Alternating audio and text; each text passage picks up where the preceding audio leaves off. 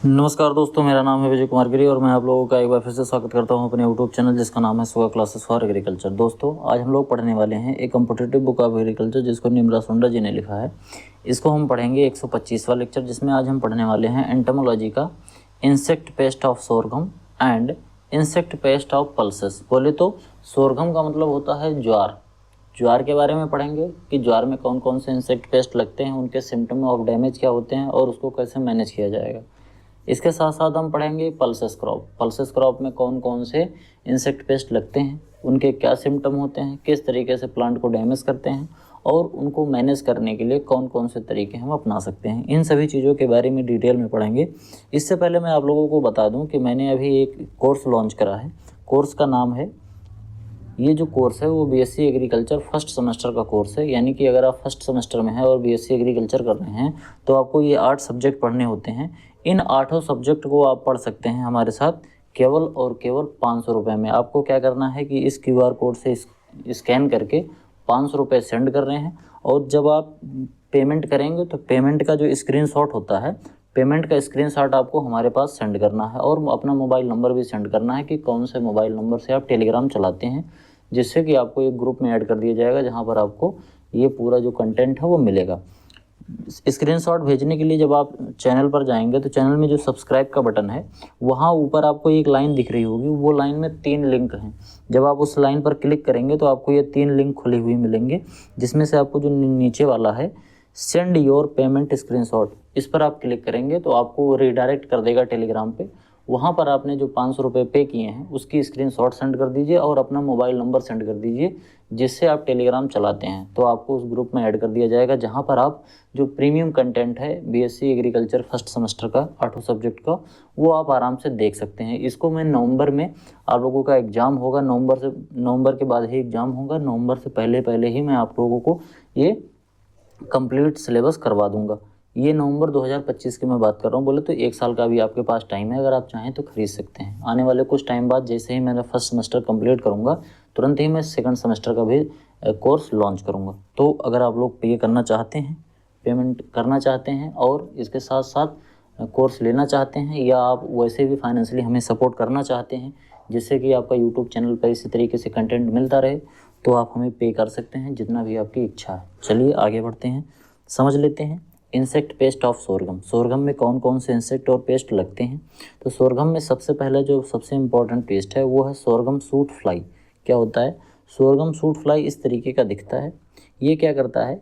ये सूट को डैमेज करता है। सूट समझते हो? मतलब एक तो रूट होता है, एक सूट होता है। रूट का मतलब जड़ होता है और सूट मतलब स्टार्टिंग जो बाहर का पार्ट होता है उसको हम सूट बोलते हैं, जिसमें तना आता है, पत्तियाँ आती हैं, ये सभी आती है। तो इस सूट फ्लाई में क्या होता है, ये सूट वाले पार्ट को डैमेज करता है। अगर हम इसका बात करें साइंटिफिक नेम की तो इसका साइंटिफिक नेम होता है एथेरिगोना सोकाटा। क्या होता है? एथेरिगोना सोकाटा होता है। ये म्यूसिडी फैमिली से बिलोंग करता है और ये जो ऑर्डर है वो डिप्थेरा ऑर्डर से बिलोंग करता है। जैसे कि मैंने जब आप लोगों को आर्थ्रोपोडा का जब मैं वो पढ़ा रहा था क्लासिफिकेशन फाइलम आर्थ्रोपोडा का, तो मैंने आपको डिटेल में बताया था कि इसमें जो डिप्थेरा ऑर्डर होता है उसमें जितने भी फ्लाइज आते हैं, ये सभी जितने भी फ्लाइज होते हैं ये किस में आते हैं? ये अपने डिप्थेरा ऑर्डर में आता है। तो क्योंकि सोरघम सूट फ्लाई भी एक फ्लाई है, बोले तो मक्खी है, तो ये भी किस में आएगा? ये डिप्थेरा ऑर्डर में ही आएगा।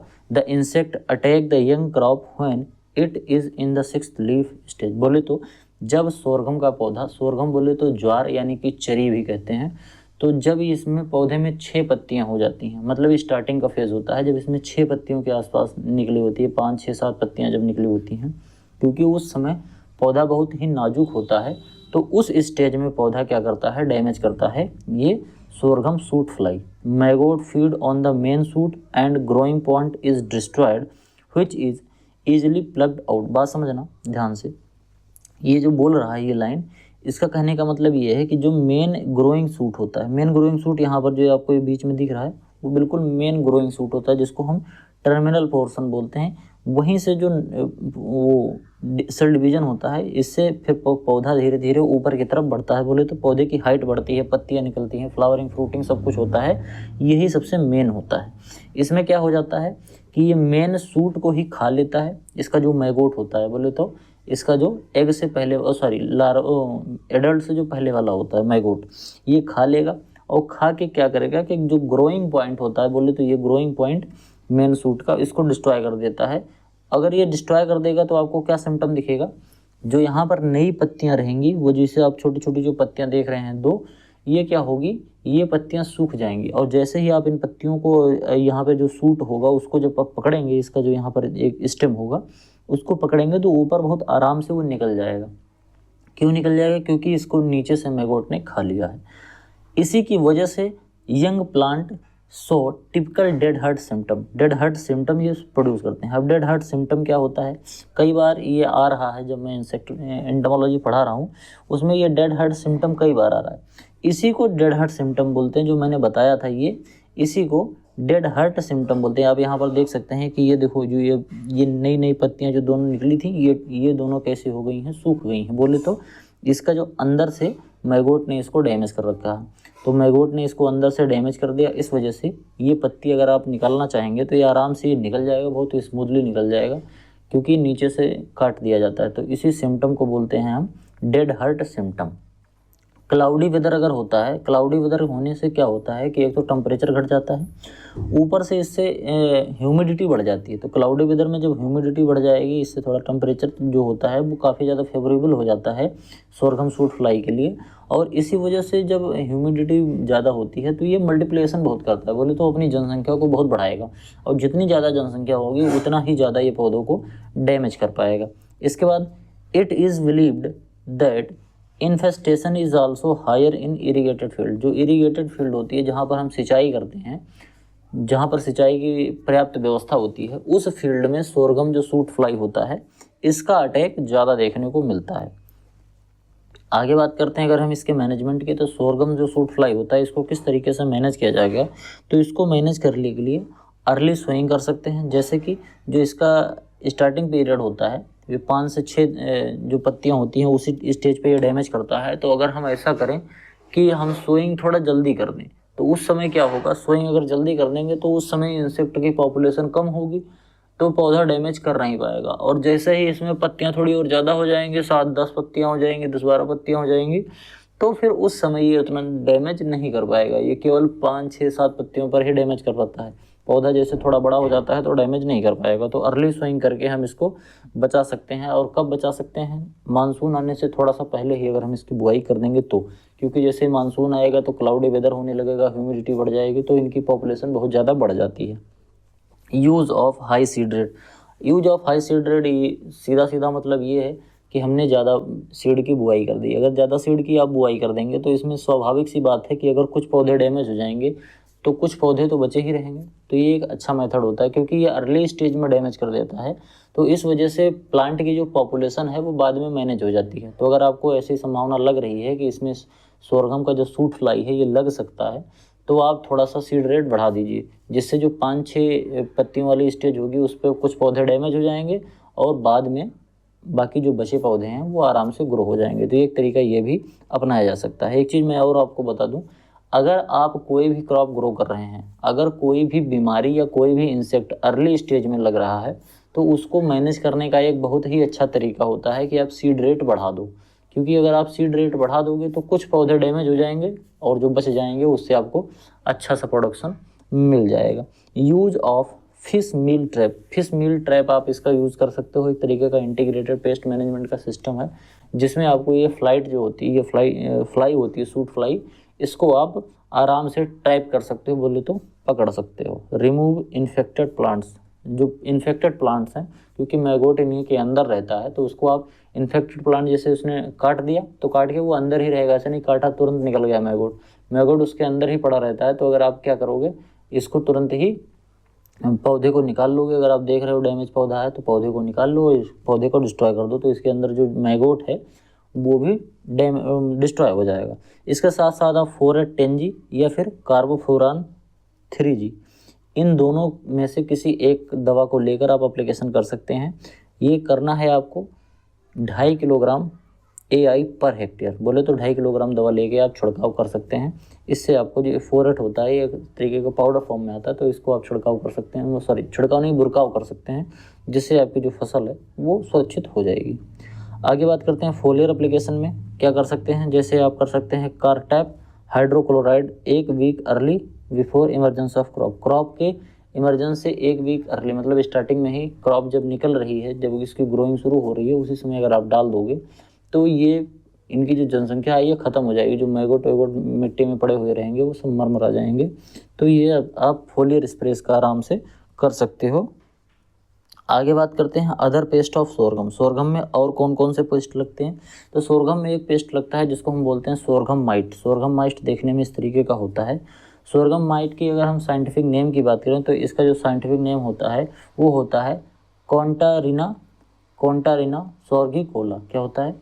कॉन्टारिना सोर्गिकोला। ये होता है जी, जो ये होता है सिसियोमाइडी फैमिली से बिलोंग करता है और ये डिप्थेरा ऑर्डर से बिलोंग करता है, क्योंकि ये एक तरीके का माइट है। माइट, टिक्स, फ्लाई ये सब किस में आते हैं? ये डिप्थेरा में बिलोंग करते हैं।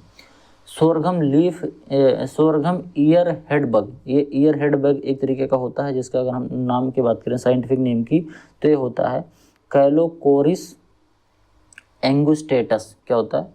कैलोकोरिस एंगुस्टेटस। ये होता है सोरगम ईयर हेड का साइंटिफिक नेम। इसके ये जो फैमिली होती है मिरिडी फैमिली से बिलोंग करता है और इसका जो ऑर्डर होता है वो क्या होता है? हेमिप्टेरा। बग और बीटल जो होते हैं ये हेमिप्टेरा से बिलोंग करते हैं। It laid cigarette shape egg on sorghum leaf. ये क्या करता है कि इसका जो एग होता है, बोले तो अंडा जो होता है वो सिगरेट शेप में देता है। सिगार आप देखें, सिगरेट का ऐसे समझो सिगरेट का बाप होता है। सिगरेट थोड़ा पतला सा होता है और सिगार थोड़ा सा मोटा होता है, वुडी कलर का होता है, लकड़ी के कलर का रहता है। वो सिगार आपने देखा होगा, वो कई बार उसमें पीते हैं, स्वैग में लोग पीते हैं। मूवी में आप लोगों ने देखा होगा विलेन और हीरो लोग पिया करते हैं, तो ये स्वैग में थोड़ा सा पीते हैं। तो उस तरीके का शेप का होता है इसका अंडा। आगे बात करते हैं रेड स्पाइडर माइट। इस तरीके का होता है, बहुत ही छोटा सा होता है। तो आप इसको देख के ऐसे नहीं समझिए कि ये मकड़ी है, इतना बड़ा सा नहीं होता है। नॉर्मल मकड़ी जितना बड़ा नहीं होता, बहुत ही माइन्यूट सा होता है। ये काफ़ी जूम करने के बाद आपको देखने को मिल रहा है। इसके अगर हम साइंटिफिक नेम की बात करें तो इसका जो साइंटिफिक नेम होता है ओलिगोनिकस इंडिसस। क्या होता है? ओलिगोनिकस इंडिसस। आगे बात करते हैं इसकी फैमिली जो होती है वो होती है टेट्रानेडी फैमिली होती है और एरेकिना से बिलोंग करता है। इसका ऑर्डर जो है वो एरेकिना ऑर्डर होता है। तो ये आपका जो सोरगम था, सोरगम में कुछ लगने वाले इंसेक्ट पेस्ट थे जो काफ़ी इंपॉर्टेंट थे। ये थोड़ा सा ही था, ज़्यादा डिटेल में था नहीं। डिटेल में मैं आपको पढ़ाऊँगा जब मैं पैथोलॉजी पढ़ाऊँगा, तो उसमें मैं वो क्या कहते हैं एंटोमोलॉजी का मैं एक अलग से एक निकालूंगा, एक प्लेलिस्ट में बनाऊंगा जिसमें मैं इंसेक्ट पेस्ट को डिटेल में पढ़ाऊंगा। हर क्रॉप में कितने कितने लगते हैं और कैसे होते हैं। अभी तो मैं केवल इस बुक को पढ़ा रहा हूँ, तो इसलिए मेरा जो एस्पेक्ट है कि केवल बुक में जितना लिखा गया है उतना ही पढ़ाया जाए, बहुत डिटेल में ना जाया जाए। लेकिन अगर आप लोग चाहेंगे, आप लोगों की ऐसी मदद रहेगी, फाइनेंशियली सपोर्ट करते रहेंगे, तो आगे मैं आप लोगों के लिए अच्छे से अच्छा कंटेंट लाने का प्रयास करता रहूँगा।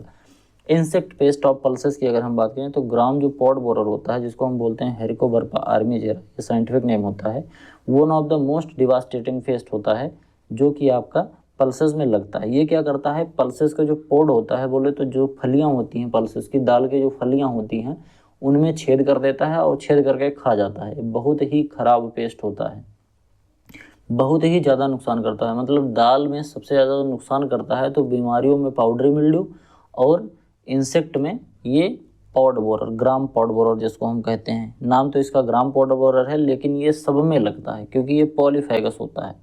अब बात करते हैं नॉक्टिडी फैमिली।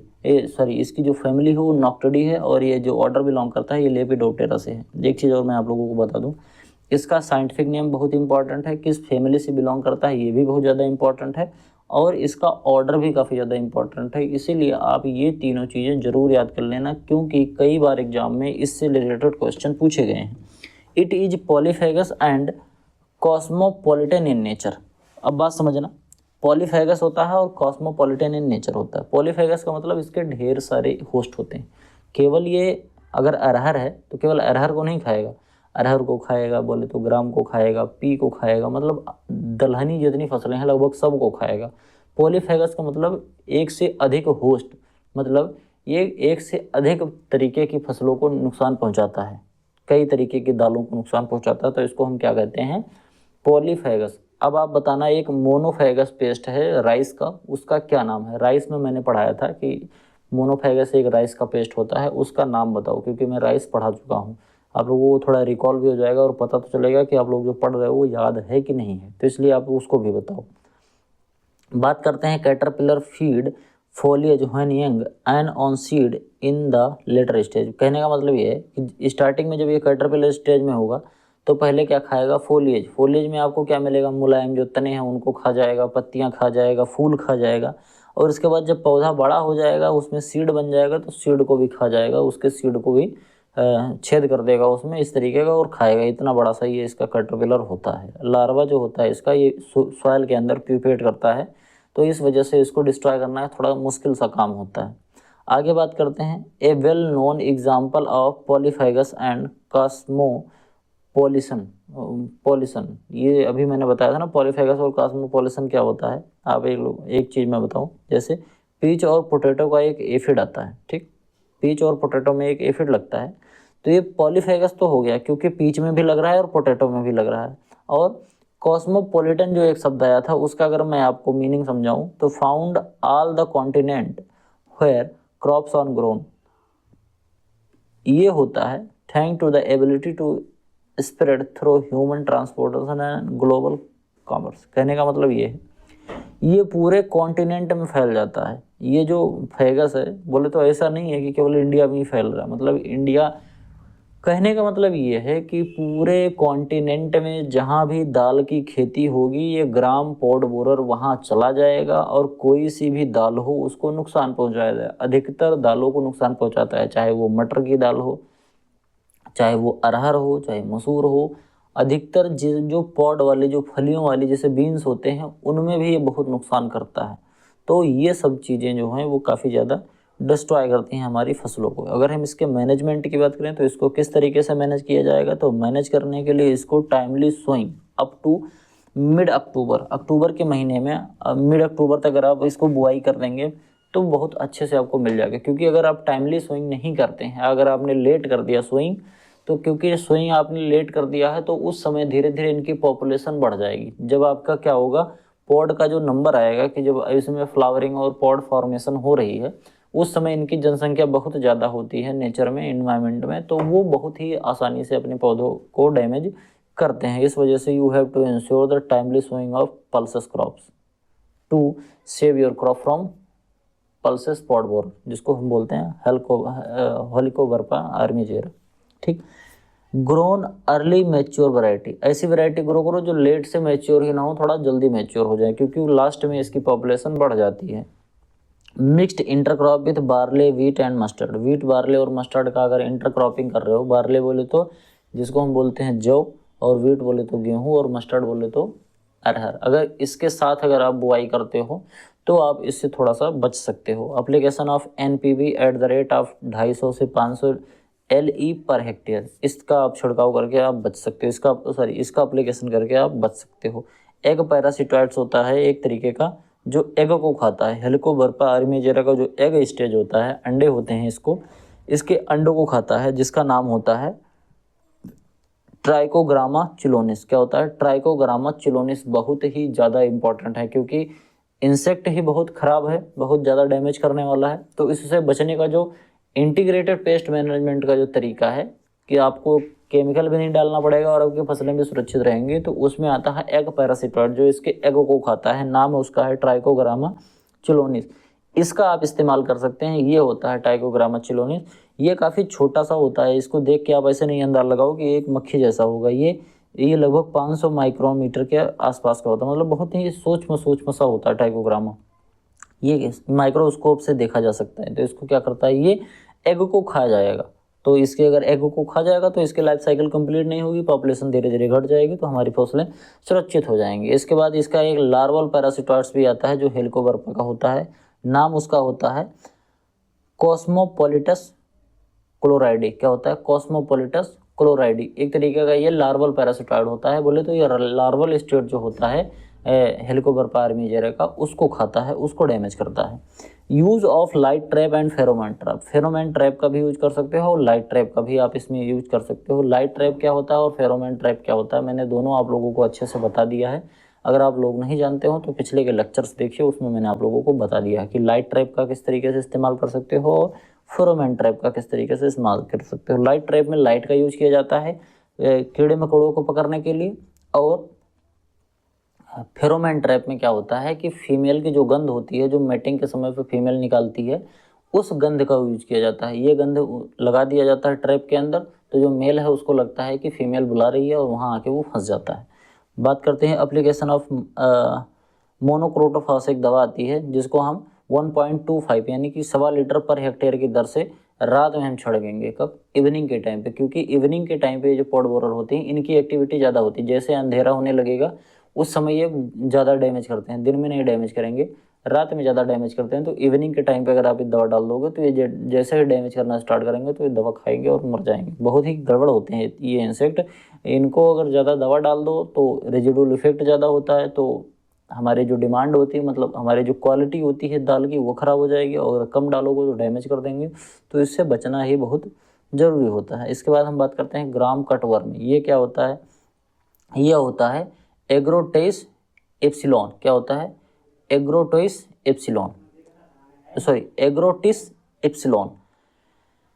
नॉक्टिडी फैमिली से बिलोंग करता है और लेपिडोप्टेरा ऑर्डर से ये रहता है। बात करते हैं पॉलीफेगस पेस्ट होता है, बट कैजेज मस्ट डैमेज इन ग्राम। ग्राम की जो अपनी क्रॉप होती है उसमें ज़्यादा डैमेज करता है। ग्राम जो होता है उसमें ये ज़्यादा डैमेज करता है। बाकी डैमेज करने को तो ये पूरे जो दलहनी फसल है सबको डैमेज करेगा, लेकिन ग्राम को ये थोड़ा सा ज़्यादा डैमेज करता है। ये होता है कैनाबिलिज्म हैबिट का होता है। कैनिबलिज्म हैबिट होता है। बोले तो कैनाबिलिज्म मतलब जैसे देखो, एक आपने नाम सुना होगा कैनाबिस ह्यूमन बीइंग। कहने का मतलब जो आदमी आदमी का मांस खा जाएगा उसको बोलते हैं। इसी तरीके से अगर ये जो ग्राम कटवर्म है ये दूसरे ग्राम कटवर्म को खा जाता है। इस तरीके की हैबिट इनके अंदर पाई जाती है। ये आपस में खा खा के मर जाते हैं। लेकिन अगर इनको एक प्रॉपर होस्ट मिल गया, ग्राम मिल गया, तो ये उस अपने आप मतलब अपने भाइयों को या अपने खानदान को क्यों खाएंगे? कहने का मतलब इनको प्रॉपर अगर अल्टरनेट मिल गया तो इसका ये बिल्कुल मतलब नहीं कि आपस में खा के अपनी जनसंख्या खत्म कर लेंगे। अगर इनको ग्राम मिलता रहा तो ये ग्राम को ही खाएंगे। तो अगर आप लाइफ साइकिल अपना रहे हैं, सही क्रॉपिंग साइकिल अपना रहे हैं, तो इससे आप बच सकते हैं। क्योंकि जब इनकी जनसंख्या, जैसे ग्राम इनको नहीं मिलेगा तो ये आपस में खाएंगे तो इनकी जनसंख्या घट जाएगी। तो इस तरीके से आप इसको सुरक्षित भी कर सकते हैं। बात समझते हैं। आगे बात करते हैं। The young leaves feed on the epidermis of the leaf. Epidermis मैंने कई बार बताया था, एक बार मैं आप लोगों को चित्र के माध्यम से दिखा दूं।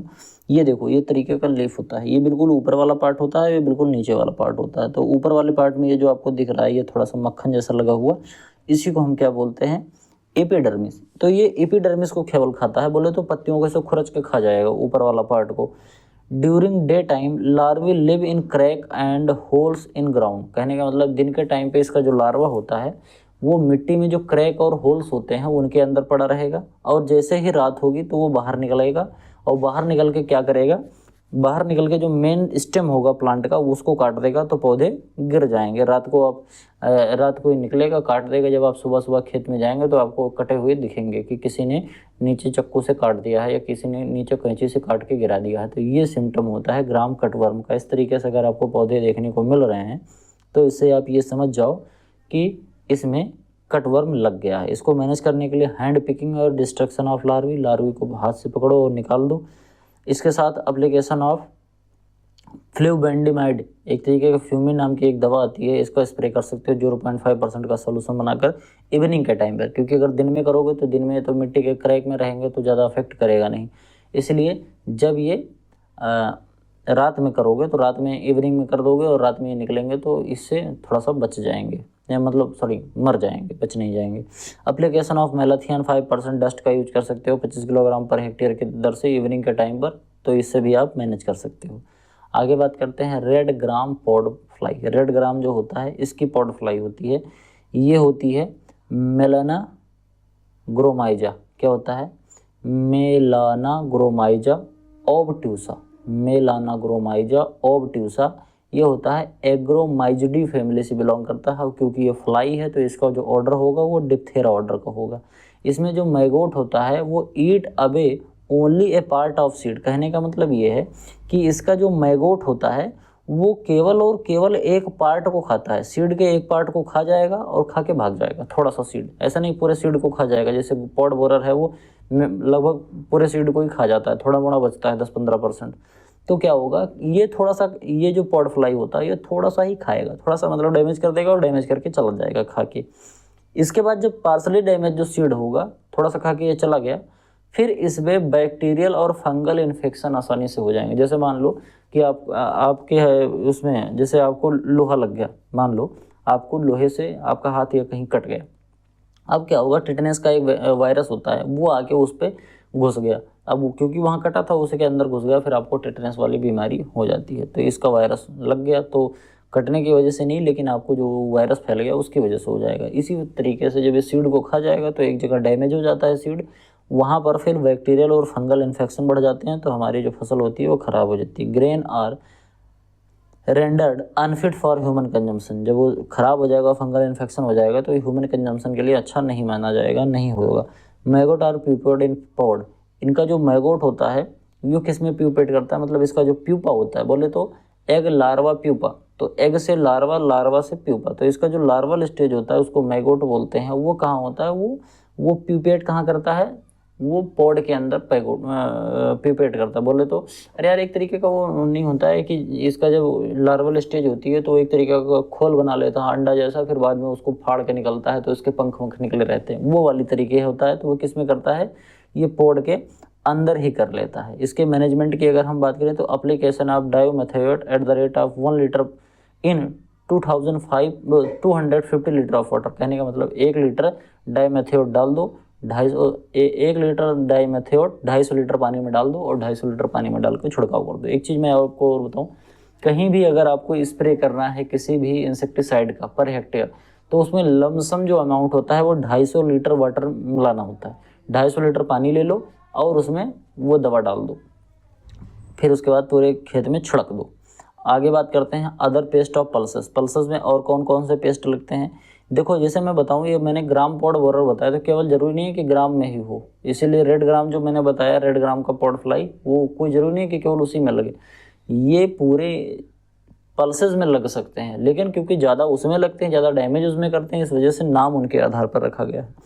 बात करते हैं तुअर पॉड फ्लाई, सॉरी तुअर पॉड बग, जिसको हम बोलते हैं क्लाविग्रेला गिब्बोसा। क्या होता है, क्लाविग्रेला गिब्बोसा होता है, ये होता है क्वेरिडी फैमिली से बिलोंग करता है। और इसका जो ऑर्डर होता है, तो क्योंकि बग होता है, बग और बीटल ये सभी किस में आते हैं, हेमिप्टेरा में, तो ये भी हेमिप्टेरा ऑर्डर से बिलोंग करता है। Both nymph and adult suck the cell sap of leaf on leaf and pod of arhar, cowpea and gram. अरहर का, काउपी का और ग्राम का, इन तीनों को ये खाते हैं। अरहर, काउपी और ग्राम। ग्राम बोले तो चना, अरहर बोले तो पिजन पी, ठीक, काउपी बोले तो बोड़ा जिसको हम कहते हैं उसको, और लोबिया जिसको हम कहते हैं, और ग्राम चने, इन सब को ये खाते हैं। इसका क्या खाएंगे, पत्तियां खाएंगे, और इसके बाद पोड जो होता है वो पोड खाएंगे। कौन खाता है, निम्फ और एडल्ट। निम्फल और एडल्ट स्टेज इसका जो होता है वही केवल ज़्यादा डैमेज करता है। आगे बात करते हैं प्ल्यूम मोथ। प्ल्यूम मोथ इस तरीके का होता है, इसका जो एडल्ट होता है। इसकी बात करें एक्सेलेस्टिस अटोमोसा, क्या होता है, एक्सीलेस्टिस अटोमोसा इसका साइंटिफिक नेम होता है। ये होता है पिट्रेरोफोरिडी फैमिली से बिलोंग करता है, और क्योंकि ये मोथ है तो मोथ किस में आता है, लेपिडोप्टेरा में आता है। बात करते हैं it is specific pest of arhar, ये ज़्यादातर अरहर में ही लगता है, स्पेसिफिक पेस्ट है अरहर के लिए।